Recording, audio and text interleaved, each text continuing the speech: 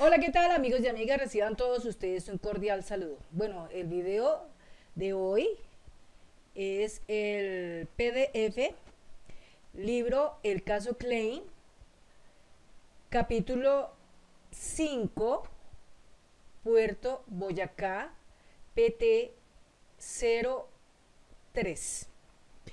En este video vamos a alargar un poquito porque ya se nos permite poder hacer el desarrollo de un video de más de 15 minutos. Entonces vamos a terminar de leer todo el capítulo que nos falta.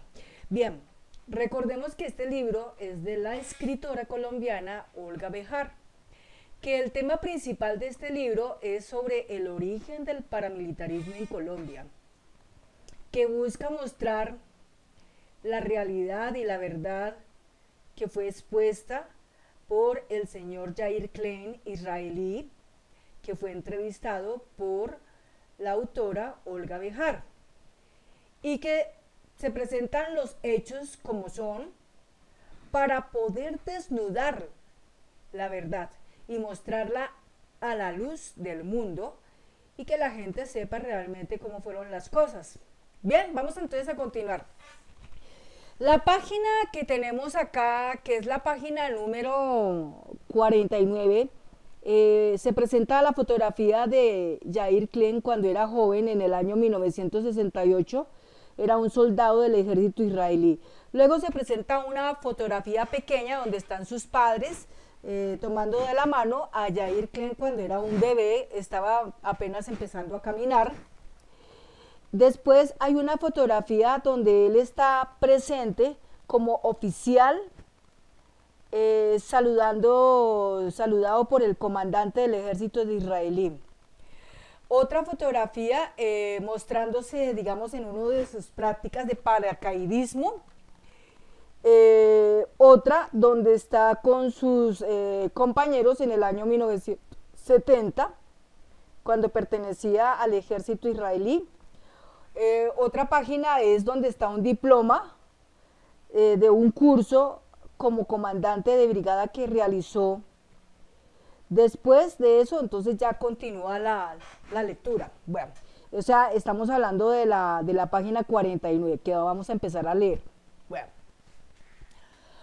para asegurarme de que los entrenadores nunca tocaran un arma, les compré fusiles M16 de plástico para que pudieran explicar y dar los ejemplos. Las armas de plástico las compré en una tienda de juguetes en Bogotá. Era en un centro comercial cerca del hotel donde me estaba quedando. Un segundo después de hablar con el comandante general de las Fuerzas Armadas en el encuentro que tuvimos previamente y de que él me dijera que si tocábamos un arma nos volvíamos terroristas, lo primero que se me ocurrió fue pensar en que cuando realizara algún entrenamiento en Colombia tendría que comprar armas de plástico. Fue obvio para mí en ese momento. Había visto el almacén muy cerca del Hotel Country 85. Me acuerdo que fui a ese centro comercial que era grande, entré a la juguetería y lo primero que pensé fue que todos los juguetes venían de Estados Unidos. El arma se veía absolutamente real. Eso fue lo que me llevó a comprarla.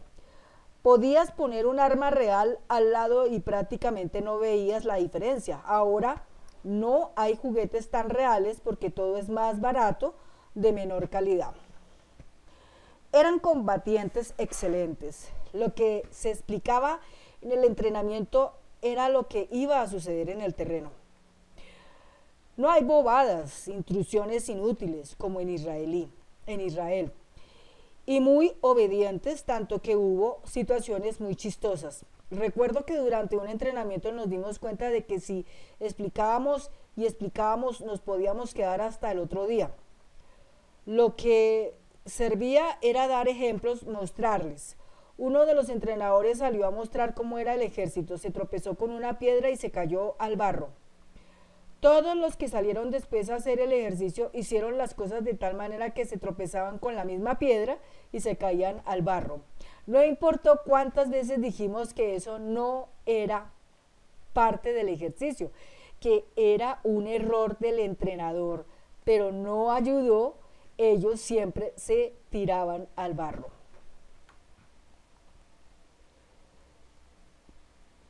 Llega el momento de preguntarle por sus alumnos. Ya varios, entre ellos Carlos Castaño, han reconocido haber estado en el curso. Su respuesta me sorprende y él nota mi incredulidad. No recuerdo a ninguno de los entrenados. La verdad es que como yo no hablaba español, no tenía relación con ellos. De nuevo al Google. Busco una foto de Carlos Castaño. El pelao, el kid, le traduzco. Cuando se la muestro, no parece reconocerlo. Ha pasado demasiado tiempo. Usted dice que lo llamaban el pelao. Le juro que no recuerdo ni siquiera ese apodo. Todos eran jóvenes y aquí en estas fotos veo a gente bien adulta. ¿Me aclara? Yo estuve en los entrenamientos, entrené a los instructores y me encargué de la logística de los cursos. No individualicé a ninguno de ellos, en ningún momento fue necesario. Si los entrenadores hablaban perfecto español, ¿qué tenía que hablar yo con ellos? Todo el entrenamiento incluía lecciones de preparación para enfrentamientos de los alumnos contra combatientes de la guerrilla y nunca de combatientes para matar a civiles. ¿Qué fue lo que desafortunadamente al final hicieron? Nosotros supervisamos el entrenamiento para que los civiles se tomaran la ley en sus manos. Así estaba convenido. El entrenamiento iban a tomarlo los campesinos, los civiles, porque el Estado no hacía su trabajo. En este primer curso yo mismo vi cómo el ejército, los soldados con los que nuestros alumnos jugaban fútbol durante los fines de semana, traían las armas y las municiones, que incluían granadas. Todo este material de guerra era facilitado por el Ejército de Colombia para que los alumnos pudieran entrenar con armas y municiones de verdad. Esa fue la idea por la que me llevaron. Estás frente a los cuerpos estatales. Ellos saben lo que estás haciendo allí y no te dicen que estás cometiendo una falta. Todos sabían que yo estaba allí, incluido el DAS. No soy ingenuo, pero estoy convencido hasta el día de hoy de que en esa época, en ese periodo, eran idealistas. Pienso que hasta cuando los trajeron al curso, esas personas eran puras, pero después del curso, después de haber adquirido esa fuerza, se dejaron comprar para ser terroristas que se corrompieron. Puede ser que ya hubiera grupos ilegales, entre paréntesis, que no conocí, cierra paréntesis, que quisieran apoyarlos o dominarlos, aprovechando que los campesinos no tenían dinero. Los finqueros de pronto tenían otros intereses, entre paréntesis, que desconocían, cierra paréntesis, pero ante el hecho de que cada uno nos mostró las vacas que iba a vender para poder financiar el plan, me quedé muy difícil creer que era un show. Si fuera mi país, eso no hubiera ocurrido nunca. Un show. En mi país, si supieran que estoy actuando contra la ley, me arrestarían. Lo cierto es que eso pasó con la aprobación de las autoridades colombianas y después de 10 años llegaron a la conclusión de que yo había hecho algo malo. Y si nadie me detuvo durante 10 años es que la situación allá cambió. Te voy a dar un ejemplo para demostrarte que yo siempre he sabido cuáles son mis límites. Yo entrené a los carabinieri en Italia, que son los policías especiales considerados los mejores. Pedí permiso al Ministerio del Interior de mi país y a la policía de Israel. El Ministerio de Defensa me dijo, no es nuestro problema, estás trabajando con civiles. Entrené a los italianos en Israel y aunque sabían que eran una institución italiana, ninguna autoridad de mi país dijo nada. Lo único fue, habla con la policía. Y la razón era que, como el entrenamiento era aquí en Israel, era un problema de la policía, no del ejército. Fui a la policía israelí, pedí autorización y recibí una respuesta del comandante de la base de operaciones. ¿Tienes licencia de entrenador? y es válida. El permiso para entrenar en campos de tiro está vigente. Lo único que te pedimos es que nos des una lista con los nombres de quienes van a entrenar contigo para investigar que no tengan ninguna relación con mafia, drogas, etcétera. Yo le había pedido a cada uno de los alumnos un certificado médico y uno judicial y se los pasé a la policía. La policía de Israel me contestó entonces: no hay problema, puedes entrenarlos. Empezó el entrenamiento y al tercer día llega Igal Shapira, mi abogado, y me dice: suspende de inmediato el entrenamiento. El Ministerio de Relaciones Exteriores dice que estás entrenando a la mafia italiana. Un momento, Igal, yo tengo permiso de la policía. No me interesa la policía, te estoy diciendo lo que dice el Ministerio de Relaciones Exteriores. Lleva a 3 personas del curso a donde el agregado militar italiano que está esperando en la Embajada de Italia en Herzliya Pituach. Él quiere ver ya a cualquiera de estas personas. De inmediato suspendí el curso y mi traductor italiano les contó a los estudiantes lo que estaba sucediendo. Fuimos las 3 personas, el traductor y yo, a donde el agregado militar italiano. Cuando llegamos a la embajada, el italiano estaba esperándonos a la entrada. Recuerdo que estaba vestido de forma muy elegante y llevaba puestas muchas condecoraciones y medallas. Hizo el saludo militar, se dieron la mano. Habíamos escogido entre ellos a 2 que servían para demostrar la transparencia de nuestra actividad. Uno era el hijo del comandante de las Fuerzas Armadas, entre paréntesis, de los paracaidistas, cierra paréntesis, de Italia. Como el agregado lo reconoció de inmediato, lo saludó militarmente. El segundo era también comandante de los paracaidistas, hijo del ministro de Agricultura, y también pertenecía a los Carabinieri. Los 3 italianos entraron con él a la sede de la embajada y media hora después salieron riéndose con una carta en la que nos autorizaban a seguir con el entrenamiento. Es un ejemplo de que si se piensa que algo malo se está haciendo, en Israel me detienen de inmediato. Yo tenía licencia y pude continuar con ese entrenamiento. A pesar de ser gente del ejército, vino de manera independiente, cada uno pago por la preparación, o sea, que era un curso privado como lo fue el de Puerto Boyacá. Lo interesante fue que 3 días después de regresar a Italia, mis estudiantes del curso en Israel atacaron a la mafia italiana en Sicilia, y esos 3 alumnos míos, los que fueron conmigo a la embajada de Italia, fueron los primeros en subir al avión que los llevaría a ese ataque. Teniendo toda la instrucción que reciben normalmente en Italia, te preguntarás por qué llegaron a Israel. Porque habían oído hablar de Yair Klein. En una reunión que tuvimos luego del éxito de la acción en Sicilia, se paró el hijo de un comandante y dijo: ahora entiendo. Lo que antes no entendíamos y se comprometieron a venir a otra instrucción, eso demuestra el profesionalismo de los italianos, pero también que así es la situación en un país que no tiene problemas como los que hay en Colombia. Hay un párrafo escrito en cursilla, vamos a leerlo. Durante este primer curso, Klein cometería el error más grande de su vida: grabar un video. Lo que para él era simplemente aprovechar la oportunidad de tener a los estudiantes y a los entrenadores en acción para hacer una grabación que le permitiría elaborar un video propagandístico sobre su compañía, Punta de Lanza.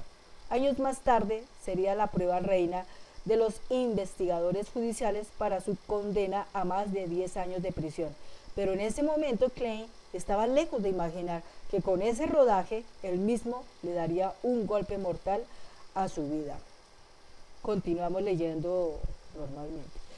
Tenía la intención, y así lo pensé, de establecer la compañía de seguridad más grande del mundo. Ya estaba en negociaciones con Guatemala, en Honduras podía, pero no quería trabajar, entre paréntesis. Después contaré qué fue lo que me pasó en ese país. Esa es otra aventura, cierra paréntesis. De hecho, también había hablado con autoridades de Bolivia para hacer un curso similar allá. Sentía que estaba listo para avanzar. También pensaba que podría recibir más trabajos en Colombia y quise hacer este video como un comercial. como publicidad para mi compañía. Lo que nunca imaginé fue que algo hecho por mí, este filme, lo cogieran y lo usaran en mi contra. Todo se desarrolló durante el primer entrenamiento. Ellos trajeron a un joven camarógrafo, todavía recuerdo un sobrenombre, Arepa, yo le decía Telearepa. Fue yo quien pidió que trajeran uno. Él era citadino y fue quien filmó la película. Te cuento que el video promocional estaba listo para mostrarse, incluso estaba editado porque ya tenía el trabajo organizado para el futuro. Nosotros lo repartimos a cada uno de los participantes en los entrenamientos. Fueron decenas de copias, centenares, con solo las de los participantes eran 30.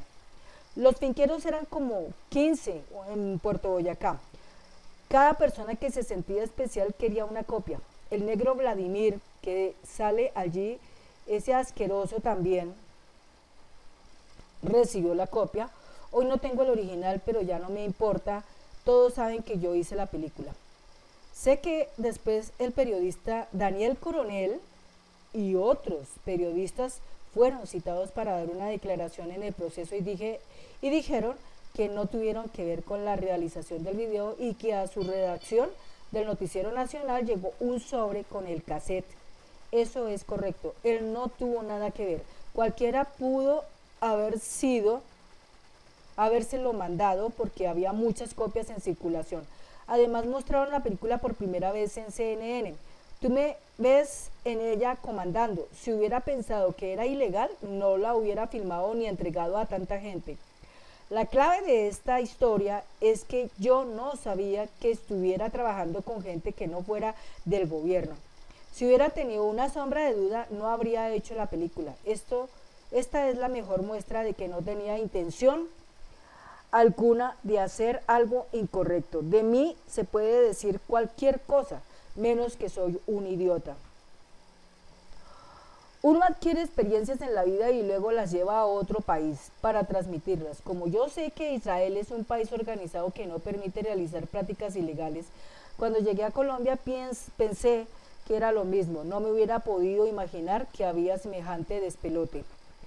Hoy lo digo con total convicción, aunque resolviera mis problemas jurídicos sin importar cuán legal pudiera ser lo que se me ofreciera en Colombia, yo, incluso con mi espíritu aventurero, a Colombia no vuelvo.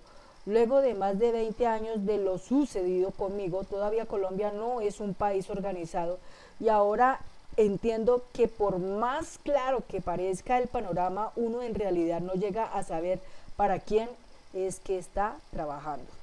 Al culminar las 3 semanas teníamos programado el examen final, que no era otra cosa que un simulacro en el cual los aventajados estudiantes tendrían que poner en práctica los conocimientos adquiridos. El último simulacro también servía para presentar los resultados del entrenamiento a los finqueros para que entendieran en qué estaban metiendo su dinero. Viene un párrafo en cursiva. Entrenadores y entrenados sentían que la misión estaba cumplida. Al menos eso pensaban los israelíes, que desconocían qué días después llegarían otros instructores, esta vez ingleses, a enseñarles otro tipo de prácticas como la utilización de explosivos para la fabricación de bombas. Como los colombianos sentían que ya estaban listos para trabajar en el mundo real, le propusieron a Klein y a sus 3 profesores hacer un ataque, pero de verdad, a un campamento de la FARC. Así lo recuerda claramente Klein. Ellos fueron los de la idea, llegaron a la conclusión de que debíamos hacer un verdadero operativo como parte del ejército final. Cuando me senté a hablarles, me plantearon una idea que tenían tomarse un campamento guerrillero. No estaban lejos de allí. Alguien soltó esa idea y yo dije que no tenía ningún inconveniente sobre dónde y cómo hacer el ejército, y si a la vez que hacíamos el ejercicio final podíamos lastimar a la guerrilla comunista, a las FARC, ¿por qué no? Me pareció una buena idea. Total, ese era el objetivo, era la razón por la que me habían llevado. Yo no fui ni a trabajar con el cartel de las drogas ni en su contra. Si hubiera ido a trabajar con el cartel, tampoco hubiera hecho un ejercicio final en su contra.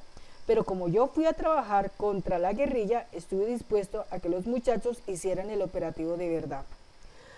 Luis Meneses dijo en esa reunión que tenía que ir a verificar si se podría hacer, es decir, si nos darían autorización, y al regresar dijo que no, que ellos habían dicho que no, pero no explicó quiénes eran ellos. Creo que la consulta fue hecha a la CIA, porque todo el tiempo me había ofrecido reunirme con la CIA, no sé si fue la agencia la que desaprobó, pero así lo creo. Los muchachos aprendieron muy bien las lecciones según Klein, debido a su obediencia y pronto tendrían ocasión de demostrarlo. Durante el curso se les enseñó una técnica que es la de correr gritando, porque al hacerlo se logran dos cosas. Primero, sacar del cuerpo todo el impacto de ser atacado, y segundo, cuando gritas, de inmediato empiezas a disparar, es instintivo. Pocos días después de terminar el primer entrenamiento, pudieron comprobar que vencían el miedo al ser atacados. Bueno, hasta aquí vamos a terminar esta parte y en el próximo video estamos terminando ese capítulo. Muchas gracias y que tengan una feliz noche. Hasta pronto.